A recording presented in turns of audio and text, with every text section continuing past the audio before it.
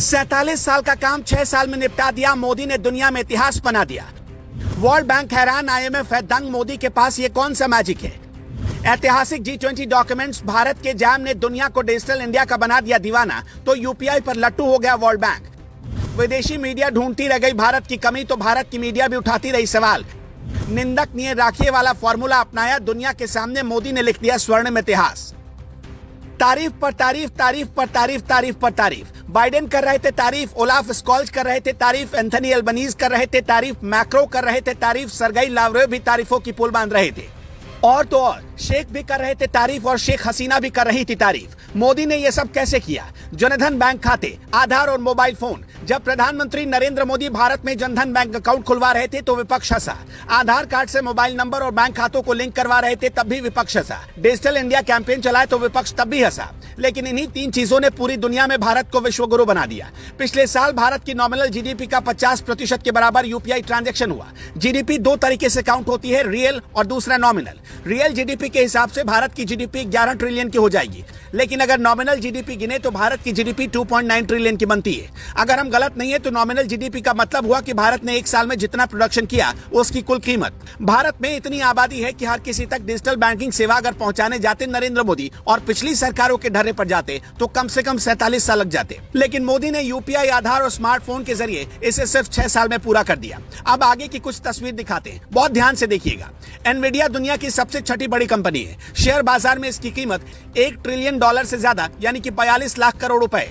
ये company Elon Musk की Tesla, mark Zuckerberg की मेटा से आगे है। आर्टिफिशियल इंटेलिजेंस और सेमीकंडक्टर की दुनिया में ये सबसे आगे है। मोदी के साथ जिस शख्स को आप खड़े हुए देख रहे हैं वो एनवीडिया के CEO जेनसेन हुआंग। G20 की मीटिंग से पहले जब सारे मेहमान आ रहे थे उसी दौरान जेनसेन हुआंग भी भारत आए थे।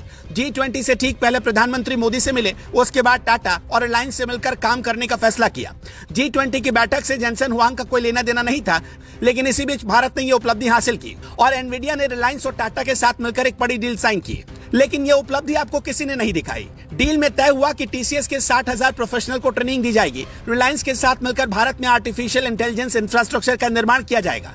आप सोच कर देखिए कि मोदी के नेतृत्व में हमारे देश के बिजनेस टाइकून कितनी दूर की सोच पा रहे हैं। 1 साल के अंदर भारत के अंतरिक्ष यात्री इंटरनेशनल स्पेस स्टेशन भेजे जाएंगे। नासा और इसरो के बीच बात पक्की हो गई। अमेरिकी राष्ट्रपति और मोदी के बीच इसको लेकर बातचीत भी हुई, समझौता भी हो चुका है। PM मोदी की कोशिश की वजह से राकेश शर्मा के बाद पहली बार कोई अंतरिक्ष यात्री अंतरिक्ष की यात्रा करेगा।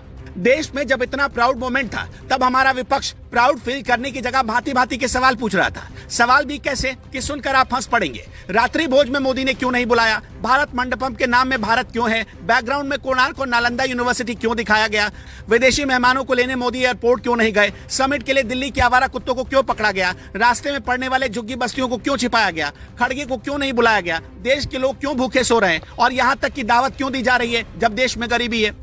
ये विपक्ष के लोगों का सवाल था। जब भारत दुनिया के सामने कामयाबी का माइलस्टोन लगा रहा था तब कुछ लोग भारत के होकर भी मोदी सरकार और भारत की खामियां निकाल रहे थे।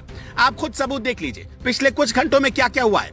अरुंधति रॉय अल जजीरा चैनल पर बता रही थी कि भारत में मुसलमानों के साथ ठीक नहीं हो रहा, फिर भी मुस्लिम देश खामोश होकर भारत में भोज खा रहे हैं। राणा अयूब ने अमेरिका के किसी चैनल पर कहा कि मोदी भारत को हिंदू राष्ट्र बना रहे, इसलिए G20 में सब कुछ हिंदू नामों से मिलता जुलता हुआ है। कविता कृष्णन फ्रांस के फ्रेंच 24 नाम के चैनल पर सवाल उठा रही थी कि मोदी ने यूरोप और अमेरिका के खिलाफ जाकर रूस से कच्चा तेल खरीदा, कि मोदी सरकार पर प्रतिबंध लगाने की बजाय यूरोप और अमेरिका सिर्फ आर्थिक हितों के कारण भारत और मोदी को गले लगा रहे हैं। इधर 52 साल वाले युवराज राहुल गांधी ब्रसेल्स में वैसे संगठनों के साथ बैठक में शामिल थे जो भारत विरोधी प्रदर्शनों में शामिल रहते हैं, जिनके ताल्लुकात चीन और पाकिस्तान की खुफिया एजेंसी से हैं। दुनिया की 5वीं सबसे बड़ी अर्थव्यवस्था का लीडर, वो भी एक ब्रिटिश PM, भारत आकर मंदिर जाते हैं, टीका लगाते हैं, खुद को प्राउड हिंदू बताते हैं, लेकिन उनके देश में कोई इस पर सवाल नहीं उठाता। कोई ये नहीं कहता कि आप क्यों जा रहे हैं मंदिर, कोई ये नहीं कहता कि ऋषि सुनक ब्रिटेन को हिंदू राष्ट्र बना देंगे। लेकिन सोच कर देखिए कि आज अगर मोदी ने ऐसा कर दिया होता तो पूरी मीडिया क्या कह रही होती। कुछ लोग ये कहने लगते कि मोदी भारत को हिंदू राष्ट्र बना रहे हैं। अगर आप भी हमारी बात से सहमत हैं, हमारी बात में आपको भी दम लगता है, तो इस वीडियो को ज्यादा से ज्यादा लोगों तक जरूर पहुंचाइएगा।